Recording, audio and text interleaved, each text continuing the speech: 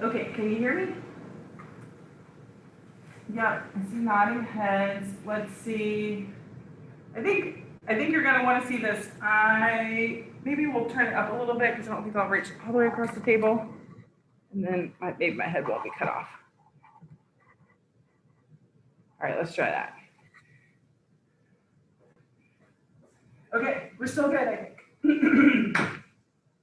All right, welcome to slab making. So slabs are exciting because it's kind of the closest we can get to really using the material cut and piece together in a way that's similar to how you're working with chipboard or wood or sheet metal, right? So you guys are pretty comfortable with sheet materials in your model making. And so it's exciting to kind of use that with clay because there's new possibilities with the form. You might find that you build the form faster, maybe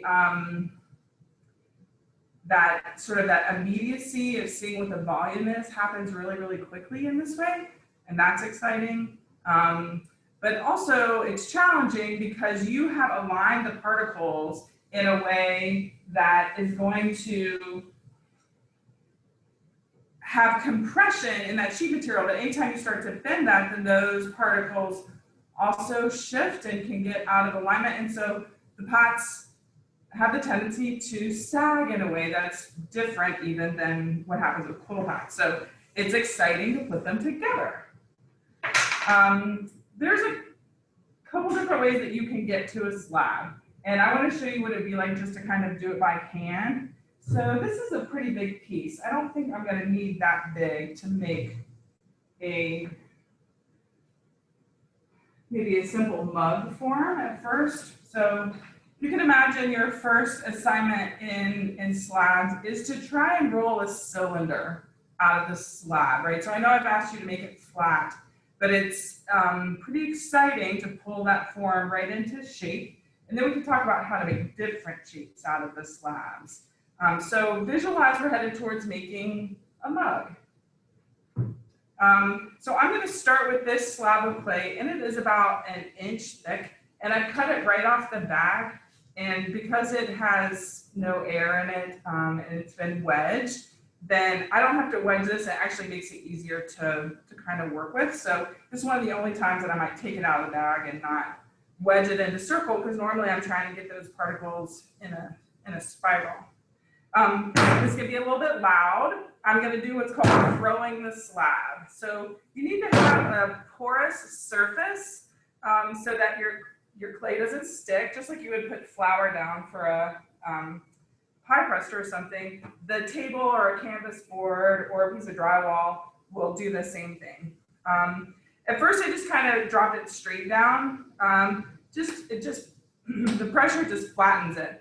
But eventually, I'll actually put some direction on it. So I might start away from my body and pull towards myself. And so as I'm dropping, that motion carries as soon as it hits the table. When it hits the table, it like drags. And that's what's actually stretching it out, is that sort of diagonal pressure on the table. So starting away, pulling towards me. And it's pretty subtle at first. You're like, what is she talking about? She's not doing anything. But I am. Starting away, I'm pulling towards myself and letting it stretch. So you can see that it's starting to turn into a rectangle. You can see the ends are getting better and stuff like that. Sometimes I throw it to the side. So especially when I go long and skinny, it's hard to kind of start here and come all the way back. But it's the same thing, starting here, going at an angle, and when you release, the slab slides. And I like to turn it a couple different directions so that it stretches evenly.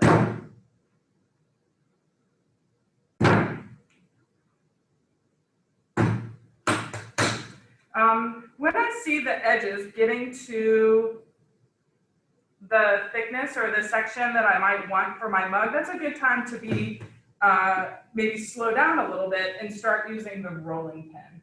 So the first few throws just kind of get you going, and then you roll. I'm going to roll a couple different directions and then turn it over. So when you pick it up, you want to be kind of gentle about grabbing onto it, trying not to pinch into it, and try and pick it up as a straight slab and then put it back down. you want to try and avoid like rolling it or tacoing it as it goes up. If you leave it on one side, it'll eventually overcome the porous nature of the table and it'll stick.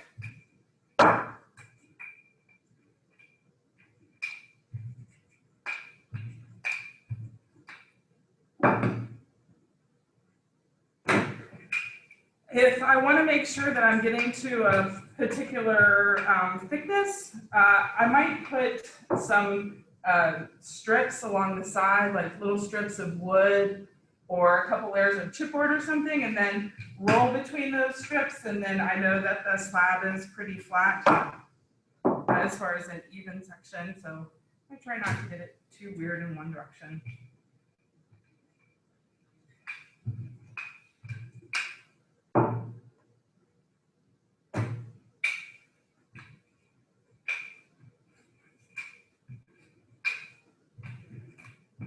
Okay, looking pretty good. So I'm going to cut out a flat pattern that will be my mug. And it's pretty exciting stuff, as you can imagine. So I'm going to talk about glazing at the same time. Let me just get a straight edge.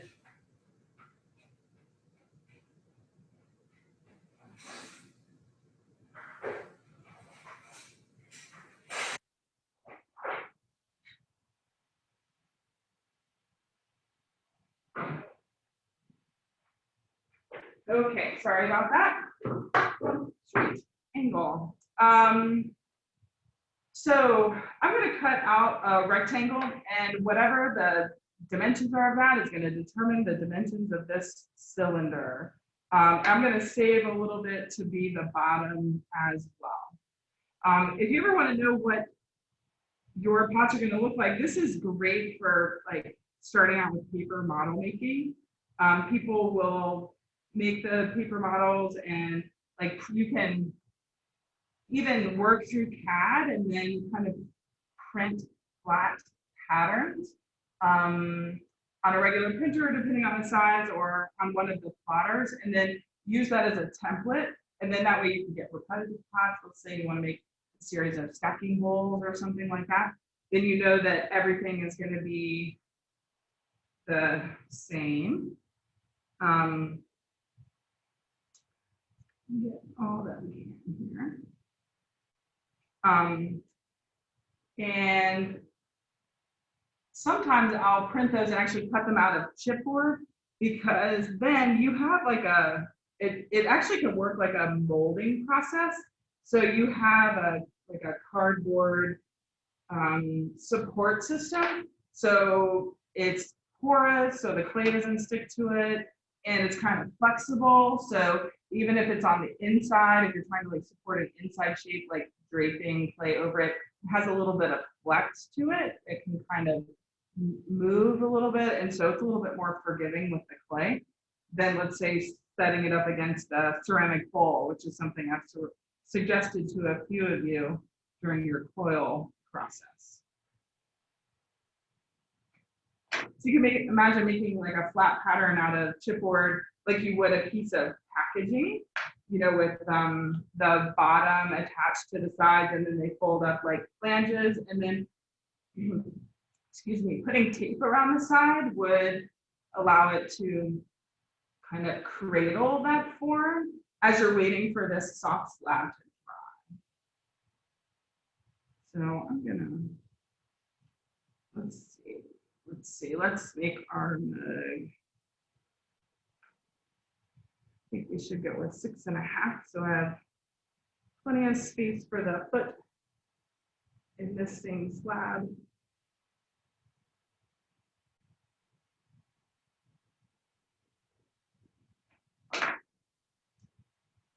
Okay. So now I have a pretty clean rectangle. Just gonna flip it over because I picked it up for you. It's kind of soft. And then I'm going to move this off to the side because I'm going to try and make this the base plate. But before I cut it, I want to release it from this wet spot on the table so it's easier to work with.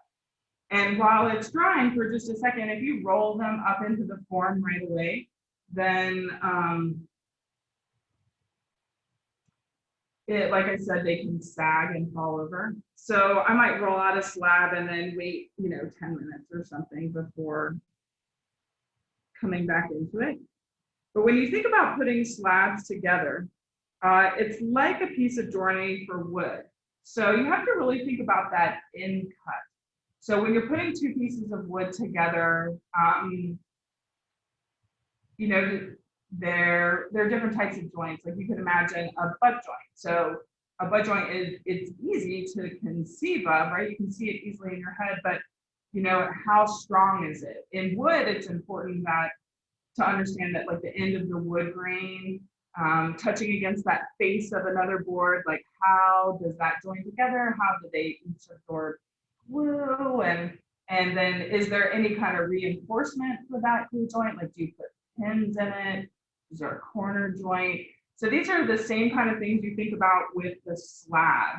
So when you're rolling a slab and then you want to join it together, you have to think about the section. So what I'm saying we're about to do is to take this slab and to roll it into a circle. And then when you put that circle together, what happens to that section? Like, am I going to overlap it? Am I going to try and make it end in a butt joint where one side meets the other? And in this case, because I'm rolling into this cylinder, I'm actually going to bevel two parallel lines in either end of it. So, and this first end, maybe you saw me cut underneath the corner. And now on this side, I'm going to make that same 45-degree cut on top of the slab.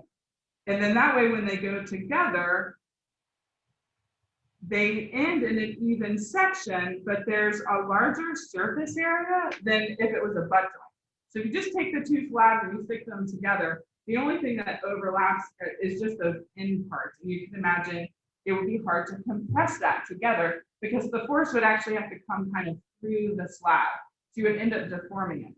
So now when I bevel them and they overlap, then I'm actually putting pressure on the inside and outside of the slab to compress those two slabs together. And because it's at an angle, it's a larger surface area. And that surface area is easy to score and slip. And then it really wants to stick together. So before I roll it, I'm just going to kind of prep it by cutting parallel angles on either side of the slab. Any questions so far? It's really, I'm not looking at you. I'm trying to look at you here. So I need to know, I'm not seeing, I don't know if anyone is shaking their head up or down. So I'm going to pause for a second and see if you have questions. Oh, let me make sure my sound is on. I think my sound is on. Somebody has to say something so at least I can hear you. Nothing, huh? All right. Let's see. So slab, a little bit wet. Give it a second. Things I'm going to prep. I have some liquid clay here today and some little bit of scrub brushing and a rib to help me smooth it out. So while this is drying, I want to talk to you for a second about our glazing week next week. So basically what is going to happen is your pots are going to go into the kennel over the weekend. And this first firing is called a bisque firing. The pots are going to go up to about 1800 degrees Fahrenheit, which means we have gotten rid of all of the physical water before they go in, and that's what would boil at 212 degrees. And then at like 500 degrees, chemical water is pushed out of the pots. And then at about 1100 degrees, the quartz in this the silica, which I would call quartz, SiO2, undergoes a chemical change where it drops an electron. It's called quartz inversion. And so that means the clay particles physically restructure and bond together in a permanent material. So I'm sure I've said this before, but your pots are dry, you don't like them, we put them in water even years later and you can make usable clay out of it. But once it goes into the kiln and you get it over that 1100 degrees specifically, you can't really rework it in the same way. But that's good for us because then that makes the pots a little bit more sturdy to actually put glaze on them. So maybe you notice that your dry pots are very fragile. It's the most fragile state. And if you put glaze on them right now, all that liquid kind of absorbs into the surface and it can weaken the pots and they can crack at that time. So it's not super easy to do that. There is one or two kinds of decoration that you can add before firing, and that would be like these underglazes. So these are materials that are here in the studio, and you put them on with brushes, and this is the closest you could get to like watercolor or doing some kind of like acrylic painting where what you see in the bottle is pretty much what you're going to get. The glazes are not so. When you look in the glaze buckets next week, I'm going to tell you that it's going to turn out this beautiful blue color, and in the bucket, it's going to look like a muddy brown. That's because those materials, especially the iron oxide and cobalt and copper, which are all different kinds of metal oxides, those are the things that give our glazes color. And they're so strong, you put them in tiny little amounts, and they do their magic when the material turns into glass. And that's really what we're looking for. And all of this stuff that you put on the surface of pots when they're glazes is some formulation of clay to glass. And those both fall in the category of ceramics, but they have a little bit different properties. So whatever you're putting on, it's basically like a ground up mineral in a water solution. And so it just depends on how easily it bonds with the surface when you can put it on. So like these underglazes that are marked with the Minnesota Clay Company, they're all in a single box here in the studio. Maybe I can actually put one on this slab while we're sitting here. Those things can be painted on now, but they can also be painted on under discs. So if you've already had something go in and you're like, oh man, I would actually like little tiny green dots around my pots, then you can try that. These materials kind of stay where you paint them. Whatever you put down is going to be, visible, and you would put it on with a paintbrush or something. And then we're going to put another glaze on top of that. So if you wanted to use one of these materials, you would come to the bottle and you would shake it up really well because they settle out. So the good particles sit on the bottom and then it can be kind of liquidy on the top, or sometimes it turns into jelly and you just kind of shock the liquid back into shape. You want to bring in your own paintbrushes. There might be a couple here, but I couldn't guarantee that a student hasn't put wax on them. These are brushes I brought in for myself. You can use your own, the brushes that you have at your own desk that you do use for watercolor or for acrylics or whatever. The clay material will not hurt it. It will wash out very easily, so you can use them for other materials. The only thing you can't switch around is the wax, and I'll talk about that in a second. But this might be something that I could just paint on, and then it's going to be kind of raw and rough, like the clay is. But then I put a glaze over it, a clear glaze, or anything that's kind of transparent would mostly show them. And even some opaque glazes would be influenced if you were to use one of the darker underglazes, like a blue, a black, or a brown. I like to use the underglazes in my surfaces through actually through screen printing. So I have this tiny little, I'll show you, it's a tiny little cloud. And I have some of these pots in the window of my office if you ever want to stop by and see them. So this is actually this underglaze pushed through a screen onto a piece of paper. And I can take this and it's dry now. I did this a while ago, and then I like these little cloud shapes, so I cut it out like this, and then I might carve around it. I just dip this in water really quick, So I just dumped it in my bucket over there. And now I'm gonna lay it right on top of this slab and let it sit. I'm gonna press it down. I have my little sponge.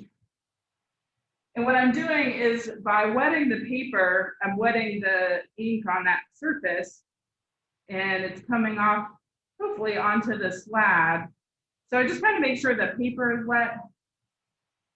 And then the slab is kind of soft, so I don't want to press it too hard. Sometimes I do this when it's the pots are leather hard. People do it at all sorts of times, and you get different effects. So right now I'm just rubbing it like you would a temporary tattoo. So I'm transferring the the glaze material onto the surface, and then in just a second I'll peel that up. In a slab, you can actually screen print right on this flat slab. You would just literally lay the screen over it and push this underglaze through the screen and lift it up, and then you put this pot into shape with the print already on it, which is nice because then you can get a curvy surface, which would otherwise be hard to print on.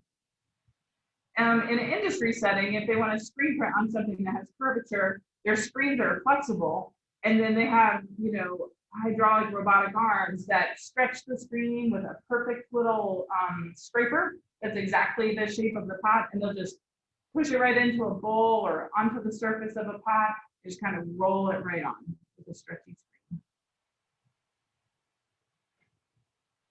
Just make sure there's not a lot extra water because you can smear them. But this is we've been talking a lot about texture, but now is when we really need to start getting you thinking about color.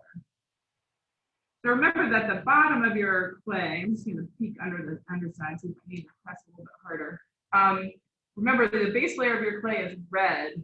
So you have to think about that from a value standpoint. If you were to use, let's say, like the yellow underglaze, which is lighter in value, you would have to put on a couple coats to overwhelm the iron in the clay that's going to bleed through.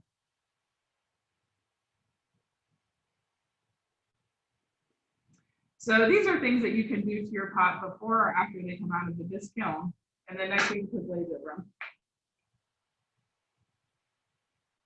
This is very good if you want very specific images. Ooh, I wish I'm gonna have to pick that up. I don't know if you're gonna see it, but that one worked out really well. I like it when they transfer. You see that cloud on there? Yeah. So I love this because this has allowed me to integrate my obsession with pattern making in Illustrator and then using it in pictorial images. It's extremely exciting for me. Glazing is like a lifelong challenge. Like you think it's going to take a while to learn. When we start working on the wheel, goodness gracious, glazing will take you your whole life. All right, so this guy is he's getting stiff enough. If you were to walk away from this for like 2 hours or something, you might be in trouble. You might get some cracks when you try and bend this thing. So I'm going to go ahead and do just a little bit of scoring and slipping on one side of this. So as I get excited and I start pushing it together, it's ready to go.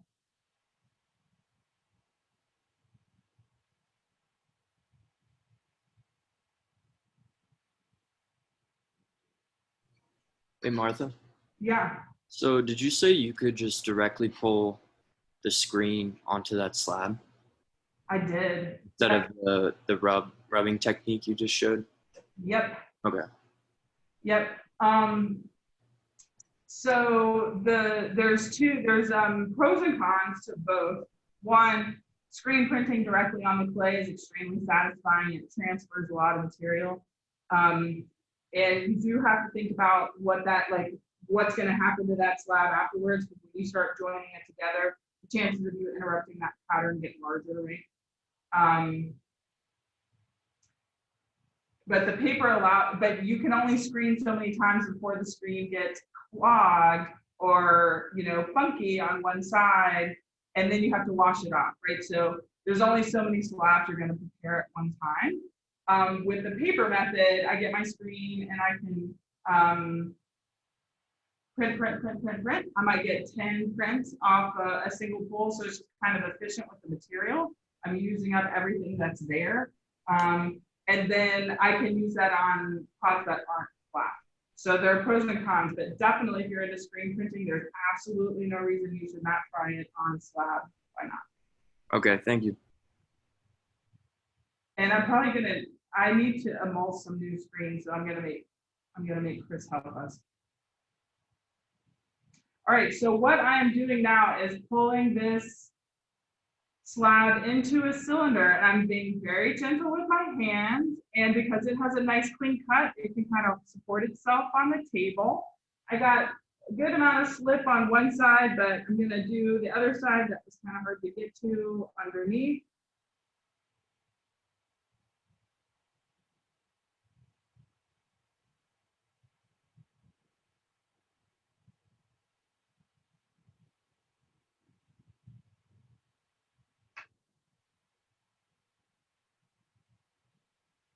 And then let me turn this around. Put it up on the turntable for you. If you ever have trouble with your pots, I really like these little turntable guys. But I always put a piece of paper towel down so that my pot doesn't stick to it. And so what I'm doing when you're rolling the slab together, a couple things to think about is that if you bend it really, really fast, what happens is you actually stretch the outside of the slab and it can crack. It can form like little tiny surface cracks, especially if you let it dry just a little bit too long. What I want to think about when I'm putting a slab together is actually compressing the interior curve. Remember, pots are always stronger under compression. So as I'm bending it, I'm not thinking about just like whacking it into shape. I'm thinking about like, how do I caress that interior curve to be like exactly the circle that I want? So I'm always thinking about compression. And so I have that bevel on the edge of my slab. And I'm trying to match those two faces up kind of gently. And then when I'm really ready to push them together, I'm going to put one finger on the inside and one on the outside and really press.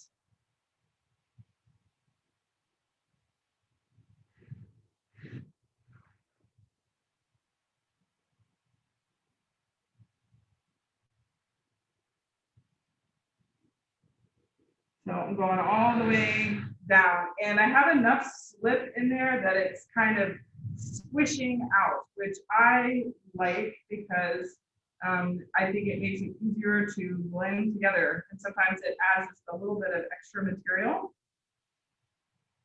But kind of once I get this top side, sort of the seam sealed up here, and get that first pinch, I might actually pick the pot up and turn it over so that I can get down into the bottom part of the cylinder without sticking my hand in there. So that might be one thing to think about when you pull this together is, can I get my hand inside of it to easily work with it?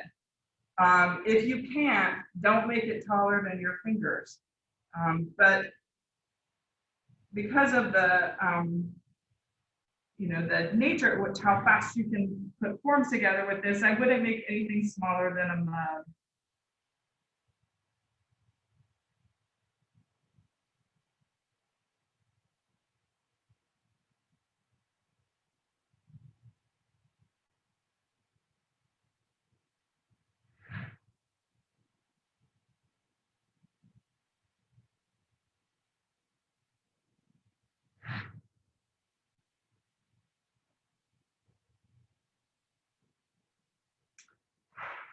Okay, so I have it partially closed. I think that it can be, you can get deformation in your pots pretty quickly, especially on these full pots. So, I mean, on the slab pots. So sometimes I'll increase the surface area at which I'm touching the pot by maybe using the rib.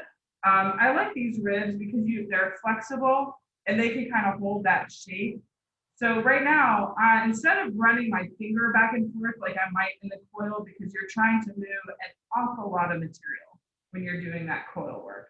Here, I'm just trying to move a little bit of material so that I can really close up that seam. But if I start digging into the section on either side of the slab, then it's not going to be even. any longer. So I want to blend it across with that extra material I put on, but not dig into the surface. And I'm going to flip it over one more time to make sure that the same thing is happening on this side.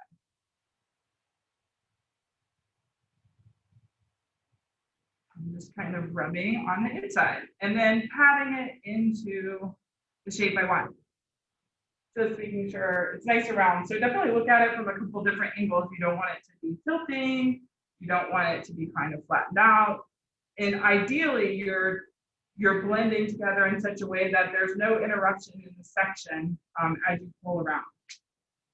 So that would be a good place to start. And then when I'm ready for my base, just bring one of these little guy over here. All right, keep the towel back up. Lay this guy down, put him on top. And I'm just gonna cut out, and I'm gonna cut just barely outside the diameter of the cylinder.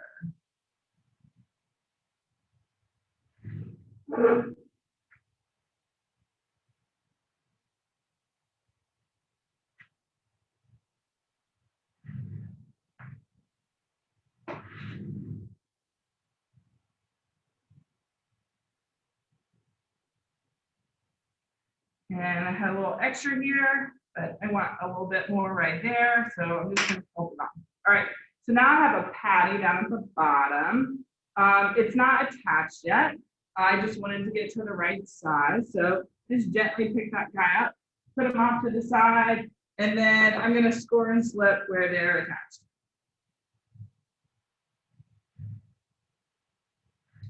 Questions so far? Right now would be a good time to ask me some questions. What kind of forms do you think you could make with a technique like this? So I'm showing you literally one tiny thing.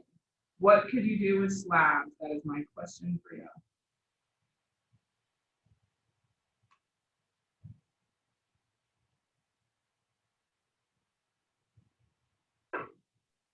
I could definitely make my kitchen crock that I did with the coils much easier this way, I'm realizing. Okay, you're gonna make that again, right? Because you can give one of those away. Everybody loves gifts. And then you can get one. So you have just designed your next pot. I've given you some new ideas that you can play with for surface decoration, or consider pushing texture into this. You know, some people will roll their slabs like over fabric.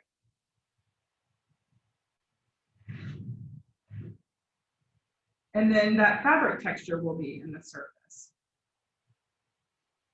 Something like a heavy lace, or, you know, you can imagine burlap or something that has high relief. It's okay if some of the fibers get pushed into the surface. They'll pretty much burn out. I would prefer for it to be natural fibers, of course, so there's no fumes, but you know, a nice knit or something like that. Like, I mean, like a real knit, not like a knit t-shirt. How about something else? So that was one. Thanks, Abby. What else could you make? Just to let you know, while someone is answering me, I am taking the extra clay around the base and I'm kind of running it up with my finger. And so that's the extra material that's blending the base into the outside of this cylinder. So I'm going to do that while someone else tells me what you can make with this slab. I feel like I could definitely achieve the pot I was trying to make before, and having difficulty with the coiling. I think it'd be easier if I made out planes like this and sort of shaped them into the shape before rolling them out. So I definitely want to try to make that again, I think. Okay, so you had kind of like, they're going to be kind of like leaves that lay on top of each other in a way. Mm-hmm. So that's a good candidate for having a little bit of support as you do that. If there's a big cantilever, I definitely think about how I'm getting to that shape first. So if I can support it from the outside, like pulling together a cone out of chipboard, right, cutting off the tip and sitting it on the table so it looks like a bowl, then you could lay those slabs in there and have them sort of supported by their soft and easy to attack. Or you are laying those slabs over a curvy form, a series of curvy forms, and they're stiffening up. And when they can hold their shape, then you're adding them together. So there's two different ways to approach that multi-slab approach. Yeah. Yeah, I think making a paper model in that case might really help me to see. Everyone should build, like that should be so easy. Like I should make you all turn in a paper model before you build your next slab pot, because it's really meant to be that straightforward. Now you can fold and bend these, like you know, it's just a matter of what you want to have happen with the section. You can also treat slab like, in that way you can treat slab like fabric and dart.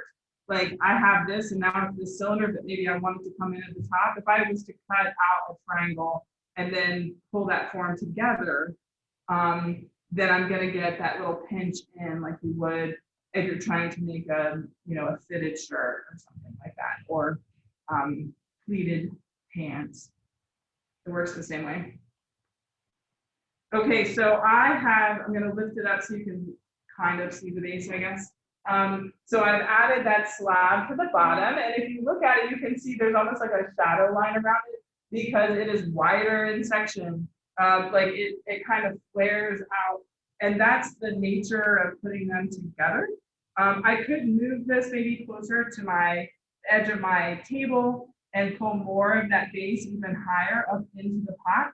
But it's really common to both paddle slab pots so they stay together better, and I'll show you what that means in just a second. And then also trim. So it's better to kind of overbuild just the way you would in coils. It's still a little bit better to kind of overbuild with the slabs and then trim down to any kind of perfect edge that you would be interested in. And if you don't have enough clay, like inside of this, I put some slip on there, but it's not really enough to kind of gush out. And so I may have to make like a tiny, tiny, tiny coil. I like the big coils that we use to make pots, but like as big as a piece of yarn or something like that. And then I would lay that little tiny coil around the inside, which is why I wanted to make sure that the pot was big enough for me to get my hand all the way down to the bottom. So blending it up is going to make it a little bit better, but really trimming this when it's leather hard. If I don't like that outside corner, then I'm going to trim it off, and I might even give the bottom just like a little bit of a bevel. If I did that now, I would mess the whole thing up. It is like way too soft. It will not be a circle when I'm done with it if I do anything now. But the last thing that you might do is there's a couple of these paddles in the studio, and when this is stiffer, it can hold its shape a little bit better. I might actually come along the bottom of the cylinder and pat the bottom up into the wall. So it was hard for me to get like pressure down. Like I can kind of nestle that cylinder on top there, but I can't really pinch it like I would a pinch pot or the seam that I did. And so coming back later and kind of putting force in the other direction really puts those pieces together. And if you can actually take, if I thought slideshows were a good idea, we would definitely be looking at some pots from Yixing, China, and I'm going to find a way to show them to you without, maybe after Thanksgiving when we can't make pots anymore, I'll show you some fabulous slides where people will take cylinders and turn them into spheres with paddles. It's crazy. It's fantastic. A paddle can do a ton with a pot. So you want to like radically change the shape, or you want to make something like really, really square, get a nice corner, and a little bit of pressure with a flat surface that you can control by your hand is extremely effective. So when this stiffens up, and certainly in those pictures, and if you want to Google it, like there are so many fantastic videos, you spell it Yixing, Yixing. And they're the little tiny teapots. You can come see them in my office anytime if you would like to. I'll show you. It's fantastic. So I need one more person. What can you do out of a slab? What can you do out of a slab that you weren't thinking before?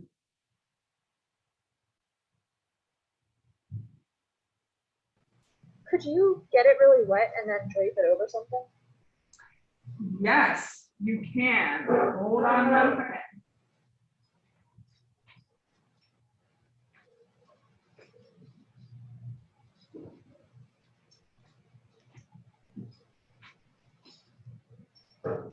So you don't really want to get it. I think you said the phrase really wet, and that is not necessary. But even from the slabs I just made, I'm going to set this guy off to this side for a second. You can use drape molds. So this guy is a piece of plaster, and you can also do this by getting a bucket and draping a piece of fabric over it and stabilizing it with some duct tape or a rubber band, and then you can lay your slab down into fabric that is curved. I make these molds by actually pouring plaster into fabric, and then this makes the inside of the bowl. So if you lay clay inside of a shape, that's called a slump mold because the clay is slumping down into it. Or you can lay the sheet of clay over the top of something, and that's called a hump mold. So we have a couple of these molds lying around the studio, which you are welcome to use. Or you can make one by finding a bucket or a garbage pan, a picture frame, a Rubbermaid container, or a sheet that you cut out of sheet material on the laser cam or the router, because maybe you want it to look like a kidney bean or a piece of asparagus or I don't know what. You can cut whatever shape and you can put fabric over it and then lay that slab down inside of it. And then as it dries, it holds that curve. And then you can make a pot out of it. It's a really good way to make like a flatter or a shallow bowl. So if you have your slab and you're trying to lay it over or in something, the curvature of what that piece is can't be so steep that it folds unless that's intentional. So because of the whole section thing, like what happens at the fold. So you make folds really pretty, but it needs to be pretty well thought out in my opinion. So I'm just gonna roll this out while she asks that question and lay it over this slab. So I like doing this. Actually, this is the way I make some pots that I call moon bases, which is one of the examples in my office window. So you're welcome to stop by anytime and look at my pottery collection. I have a lot of other people who work, not just mine. It's mostly others, actually. And then it looks like a full moon, basically from one side, but it's really, really skinny in the other direction. And that's actually made over one of these hump molds. I make two sides, and then I use another slab to put it together. So I use the mold like a tool to make components in slabs for larger constructs. So just getting down to the section I want. So next week, when your pots are coming out, I'm just going to talk to you again about glazing. Just switching it up for a second because we have getting towards noon. So next week, when your pots come out of the bisque kiln, what I'm hoping is that you'll come by and really see the test glazes for yourself in person. So I can show them to you on the computer and I can show you little test tiles, but nothing is exactly the same as you're going to see in a picture. And then you can also see the technique. And what I'm wondering is if maybe on our work days, it's really helpful to split the class, I think, so that people have better communication with me and have a little bit more personal attention. And then when it comes to answering questions about, what pots, how they should be glazed what way, it might be easier to do that in smaller groups, even if we do it outside. So I'm wondering if next week, instead of splitting on a single day, 3 groups, I'm wondering if we can split into 2 groups. And then one group comes in on Tuesday, and the other group who's home is working on their slab pot. And then we switch. On Thursday, the group that comes in to glaze their first pots, and then the other group is home making slab pots. How do we feel about this, people? How do we feel about this?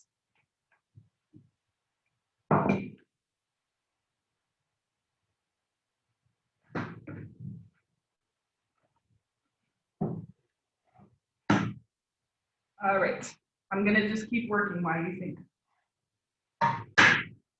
This is my mold. I have put it on top of something so that it will be easier to cut around the base. And this is plenty big, but probably a little too big. So I am going to cut off around this edge. And I'm going to gently pick this up and lay it right over this surface. And then just gently massage it down into shape. So you can imagine if it is too steep, that this slab will fold and crinkle. I can also use my sponge and just kind of gently stretch out that surface.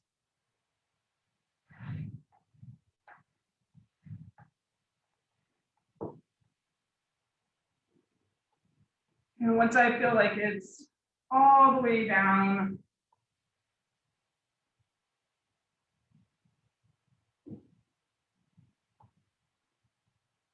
I'm going to take my knife, and I want a better one. I'm going to use this guy because he's a little bit longer. I'm going to cut up to the. I'm going to cut up to the bottom of the mold, and then I'm going to turn my knife sideways. And I'm actually going to use the bottom of this mold as the edge to tell me how to cut this thing symmetrically. So I'm trying to keep my knife like level or, you know, parallel to the surface of the turntable so that the angle of the rim isn't too jacked. And then just trim this off. So right now this is super soft. If I was to lift this off, this curve would totally flop, right? This has actually pretty nice cantilever to it. So this is the bottom of the bowl now. If I was to turn it over, it would totally open up. So I'm gonna leave it on here for a couple of hours. If I was to leave it overnight, I would definitely have to cover it in plastic. It would probably change color by the morning. Slabs are out really fast. But one of the things I like about this is that I can see the bottom of the pot. We've seen enough rainfoot, so maybe I'll make some balls. This has a really nice gravity-fed curve, so there's no flat spot on it at all. So I need to think about what the feet look like.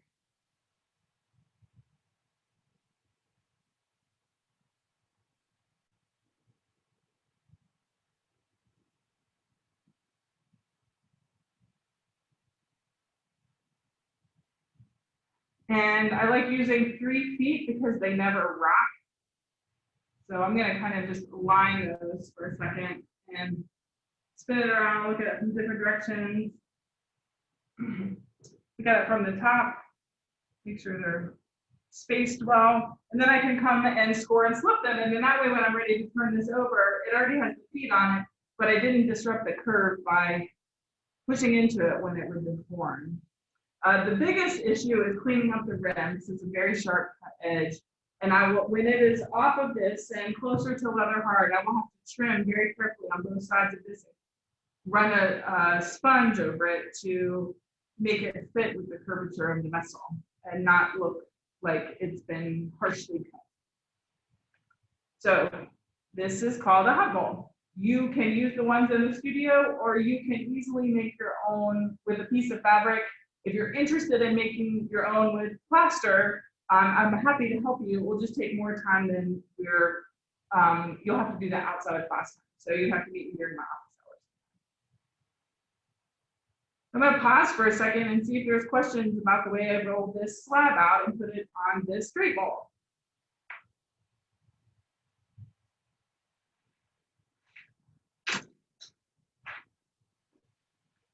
What kind of pots can you envision being made out of this technique?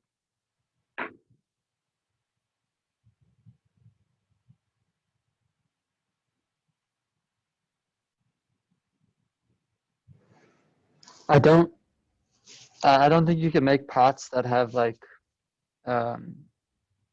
like rims to them with that technique, right?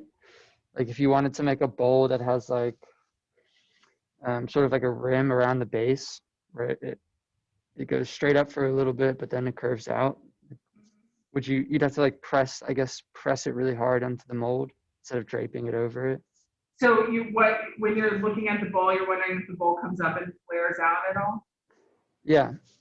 Yeah, there is definitely, some people will put these molds like right on the surface of the table. So where I used the edge of the mold to cut it, if this was right against the table, then once that slab hits the table, then it would flatten out and you could cut farther out than the mold itself to make the pot. Also, turning this over and then adding the rim as a secondary feature. So either like a coil around the edge will make it more robust and you can sculpt that. Some people may come back and really sculpt the rim. So some people will make really big drape molds and they'll cut their slab a really crazy shape and then lay that over the mold. So the curve is very simple, but the rim is very crazy. So you can alter it in that way. And then you can also piece it together. So if you wanted like a really structured rim, then you would cut it out of another slab and then you would attach that with scoring and slipping and thinking about the angle of the attachment.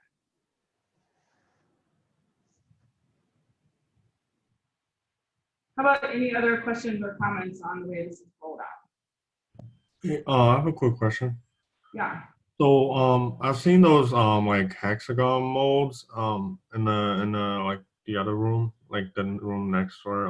Are they like, do they work like like the same with these molds, or The hexagon molds. Like- You mean in the kiln room? like in the room with the tab? Oh, the ones that look like bowls that are sitting on the table? Yeah. Yeah, no, those are for liquid clay. That's called slip casting, and we do not use red clay in those molds, and please do not push red clay into those molds. Mhm. They are too steep. The sides are too steep for the slabs to work, and so we use slip casting when we want more of a vessel shape. Then this is really good for shallow bowls and platters, and those molds are specifically for the liquid slip. And that's a class I teach in the spring. Right now I'm making those molds. You might have seen me work them during class the other day. I was pouring the slip out because they're kind of time. Those are for our empty bowls class right now, making empty bowls. And then in the spring, I teach a class that's all about casting. And that's one of the places where you make these plaster molds. That's one of the reasons I don't cover it in class this semester. We do other things with slab, but I'm happy to help you if you want to. And then we do a press mold, a drape mold, and a liquid slip casting. Yeah. So that's what those molds are. So that one table, when you walk into the other room that's next here, like on the right are the plaster boards for the red clay. On the left, I'm keeping that table pretty much for slip casting. So if you're curious about it, today, this afternoon, I'm sure I'll have one or two people making their molds for empty bowls. So if you want to come by and see what they're doing, over the next couple of days, we'll be making molds in the glazing studio. Sure. Thank you. Yeah, so the spring class is all different material. So people have been known to take both. Any other questions about the slabs? So ideally, I would want you to try a cylinder, just to basic, roll it out, pull it up, and have it be precise. Like that's the challenge. I know the form seems really, really simple. However, that's the point. You can see every single flaw with the cylinder and you're trying to get to really strong technique. But then you can do whatever you want with that cylinder. You can carve into it, you can paint on it, you could turn it into a mug, you could turn it into a beer stein, you could turn it into a tool holder, don't care. Everybody has to make a cylinder.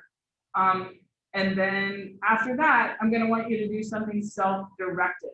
So if we split up next week and we kind of focus on glazing, I'm certainly happy to answer questions about slabs during the middle of the week. But when you're not with me glazing, I'm expecting you to be kind of focusing on these slab pots. And then we wouldn't look at them until like, that's like after fall break.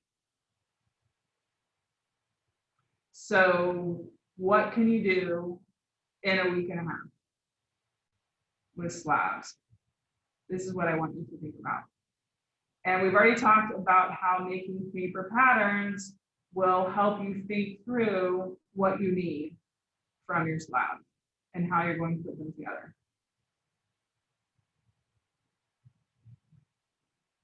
So now that I've made an assignment, I'm going to pause again and see if anybody has any questions about the assignment or wants any further instructions to make this possible for them.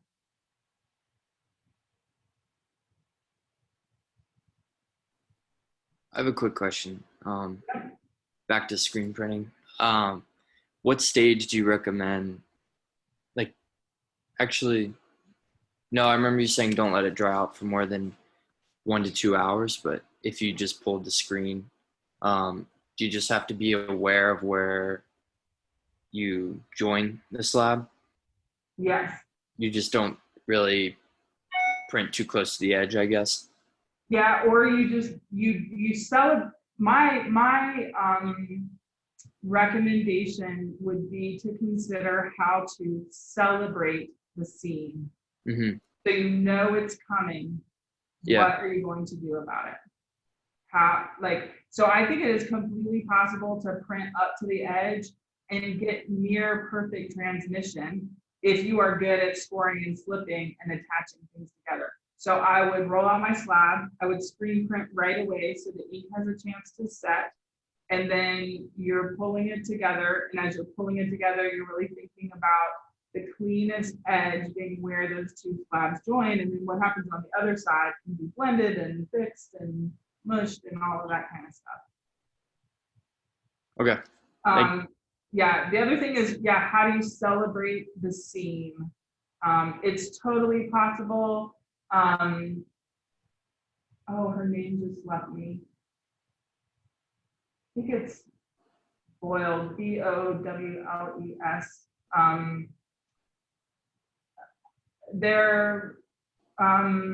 Maybe I can put up some images here in the studio or something for you to see. You should look up slab pots. Like, everyone should go to the library or Google it and see the tremendous amount of things that people do with this technique. Maybe that will help you. It's so hard to do these Zoom demos. I'm so sorry, but perhaps research and curiosity are things that are literally the giver of life. So I would try and be as curious as possible about the way in which people work with slabs, because some of them are fantastic and enormous and extremely expressive. So I would encourage you to do some research. And as you're doing that research, it's a really good time to think about surface. So you're going to be looking at finished pots. And I want you to have an opinion about pottery. Like, if nothing else, I want you to walk out of this class, and the next time that you go to a museum or a gallery or a street fair, that you hone in on the pottery that's there and you think to yourself, gosh, how did they make this? Like, why does this look this way? What kind of glaze is this? I want you to be curious about the work that you see. So that's also why I invite you to come by my office today or next week, or you're welcome to look in my office while we're doing glazing, and just kind of, look at the wide world.